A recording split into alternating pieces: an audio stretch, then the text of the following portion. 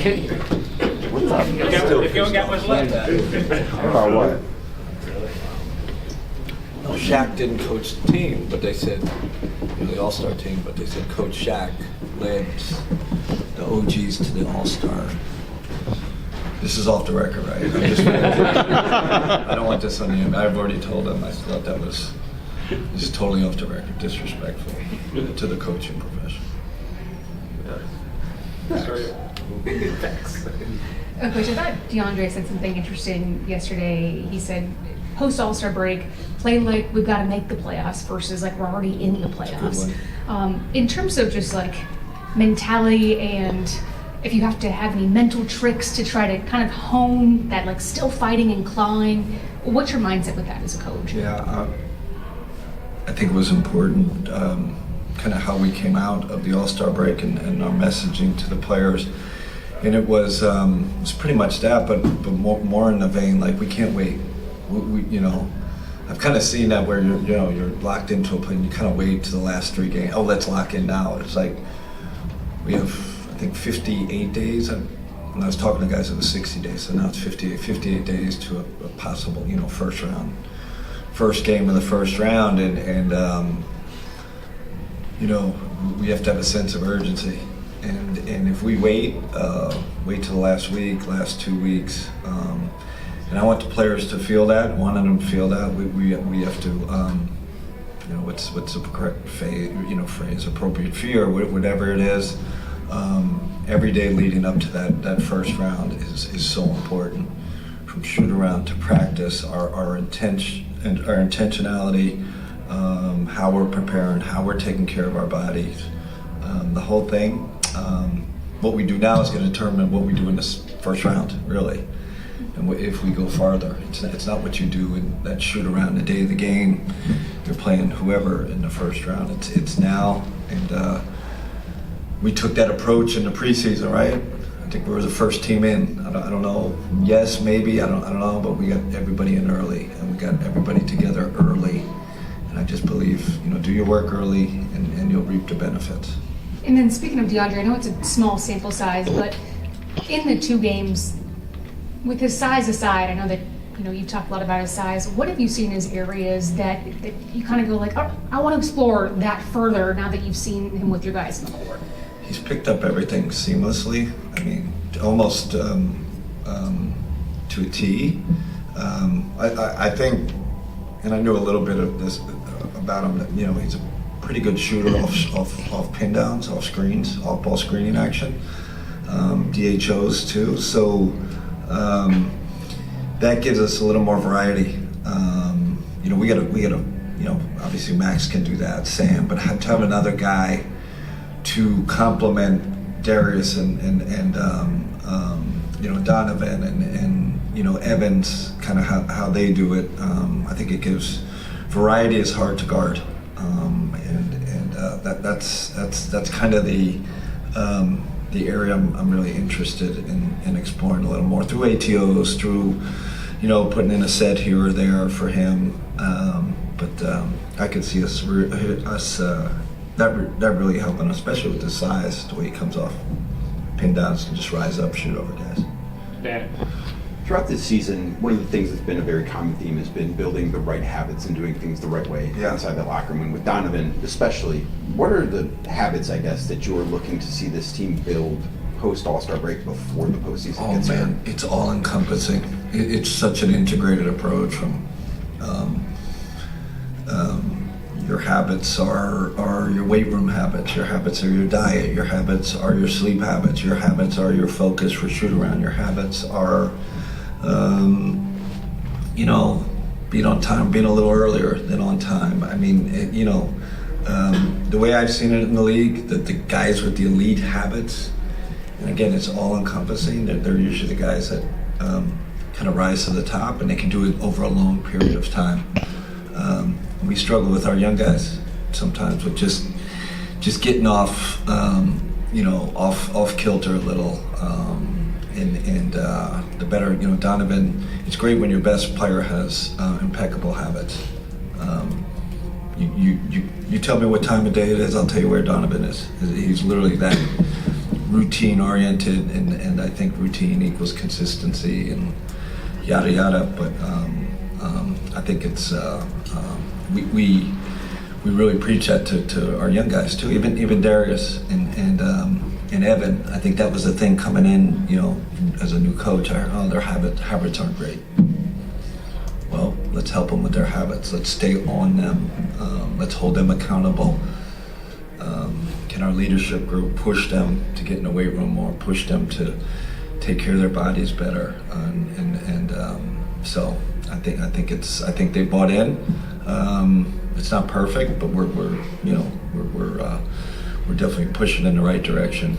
And then this year you've had one game with a full roster available, and obviously the roster looks a little bit different now than it did then. But how important is it for you as a coach to have games where everybody is healthy down the stretch? It's a great problem to have. Now, if you take everybody healthy, we can't play 13, right? So those are going to be tough decisions. We've had those conversations with this team. If we're fully healthy, you might deserve to play and not play, which sounds crazy, right? I think every team, like, you deserve to play, you play. There's going to be scenarios going forward. I can see it if we're fully healthy, where you're going to be like, why didn't so-and-so play tonight? Why didn't so-and-so play tonight? It's just we're going to have to make some tough decisions. But like I said, in the big picture, it's a good problem to have. Chris? Hey, Kenny. Donovan said earlier this morning that the team is chasing perfection. What do you make of that mentality, and is that something that's coming from the coaches? No, I never talk about perfection. That's not the word I use. I don't mind that he used that, because I do think that's the focus. Like, we're not easing into this thing. We're not resting on our laurels. We're not like, man, we've had a great start. We're kicking everybody's tail. It's not that. It's more. We have to do more. We need to get to the next level, and so I think that might be his way of saying it. Like yeah, perfection. Perfection means you're probably going to make, getting close to perfection means you're probably going to make that jump. So that's fine that he used that word. And then with Wemby being out for the remainder of the season, there is now an opening for somebody to win Defensive Player of the Year because he's not going to hit the requirement. When it comes to Evan and his impact for you guys defensively, how do you characterize his importance to your guys' success defensively? Yeah, I mean, he is. He's the most versatile of our defenders. I mean, Jared Allen's a great defender, right? But it's a little more rim protection, paint. That he can go in the perimeter guard, but Evan is kind of elite, in space, and then he's elite at the rim, and he doesn't make a lot of mistakes. I always steal Kobe's line. How many young players in this league have come into the league and affected defense and winning like him? I don't know, can you count them on one hand? Like, right off the bat. So, and he continues to improve. And I mean, because I don't really think about defense. Like, I don't know who's in it, who's not. I'm thinking about how can we get Evan better for the playoffs and team success and all that. So, kind of to the victor goes the spoils, right? Like, let's keep marching forward in terms of getting more wins and kind of it'll happen for him because more than deserving. Thank you. When you're watching your cut-ups of this Nets team, I mean, they've obviously gone through a bunch of different iterations already this year. For much of the year, they couldn't stop anybody, and then the last couple of weeks, they've played good defense. What have you seen defensively? I think I said this the last time I was here, Jordy, I feel like I'm watching a FIBA team, and that's a real compliment. It's physicality, extreme phicality, and I think they're fouling a lot, which is fine. They've made a commitment, they have an identity, they're physical. I think they're, they have this thing like on second spectrum, I think it is, but distance, extending your defense or whatever, they're like number one. Closest to their defender aggregately, they're number one. So you can say they are pressure, they're aggressive, and it's translating to they're turning teams over. like crazy. Then the flip side of that offensive, they're, kind of like a lot of the young teams, they attack the offensive board. So they're going for the possession game, like full out, and it's translating to wins. So, a ton of credit to Jordy. I mean, and the players over in that locker room. Really impressive. They 9 out of 10 they've won. I mean, that's phenomenal.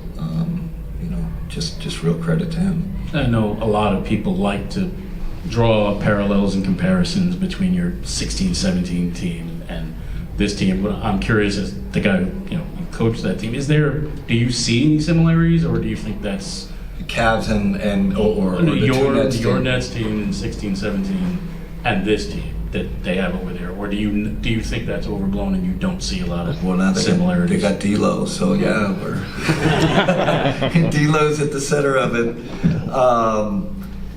I think, and I don't know if Jordy would say it, I always felt like those early Nets teams, the feedback we got was like, man, you guys are so competitive. You play so hard, and we just heard that over and over. We were not perfect. We made a lot of mistakes. But that compete level on a daily basis, I think that's where I'd make the connection. I see a lot of similarities there. James. Kenny, I know Dean Wade's been out, but he's a guy you called a Swiss Army knife. You've had him guard virtually everybody, all kinds of stars. Like, when he does come back, how does that change the team? Makes us better, makes us more versatile, makes us better defensively. I think we have, I don't know, someone correct me if I'm wrong, but I think with him on the court, that's, he has like the best defensive rating. So there's a reason for that. He's, the Swiss Army knife who also can protect the rim. I don't know, he's got to be in the 90 percentile for 4-man protecting the rim. We've flipped him to the 5 sometimes. We played some small ball 5 and with plus 10 net rating, I think, expected with him at the 5. So we got a lot of things we can do with him defensively, but also offensively. But I was really worried when we lost him. I'm like, man, this guy's like, kind of like the link, that drives winning. We've been able to sustain, but I'm just I'm thrilled to have him back because I think it can take us to another level. It's kind of exciting having DeAndre now, and then thinking about the lineups you could play a little bigger maybe than before once Dean is back, being able to play them together. Yeah, I mean, you can play DeAndre at the 2 easily. You put Dean at the 4, whoever you want at the 3. I mean, we can definitely mix them out, and that's going to be the real challenge for our coaching staff. How do we integrate him and Isaac too, right? So Isaac's coming back. He'll play tonight. It's going to be a puzzle to begin with, but they're all guys that are going to help us take another jump. Last question. Yeah. Since coming back here, D'Lo has spoken about how important that first net stem was, and for him to learn how to lead and be a leader. Just what did you see from him in terms of growth in that area while coaching him, and kind of what have you seen from him as a player since watching as afar, since then? It's really interesting because he is a natural leader. He has natural charisma. I used to say with the Nets, he's got like star charisma. He really does. Whatever that DNA is, D'Lo, like you can have your opinion about him, but D'Lo thinks he's a star, knows he's a star, and I love that about him. And then as he started getting, maturing more, getting comfortable here, and started playing well, he started to lead me. He'd call me after games. Sometimes I call him, but most of the time, like he would call me, hey, we should do this. I think we need to make a change in the starting lineup. Hey, man, we're practicing too much. Well, whatever it is, we had this line of communication. So leadership from that standpoint. And then in the locker room, he started gaining a ton of respect in there and started leading on there. And I can't imagine, he must be in the perfect place now, right? He's kind of seen it all. He's at that age where assume he's the alpha in that locker room, and you know, I'm just a big fan of the player, big fan of the leader, big fan of the person. Okay, just gonna wrap. All right, thanks everybody. Yes.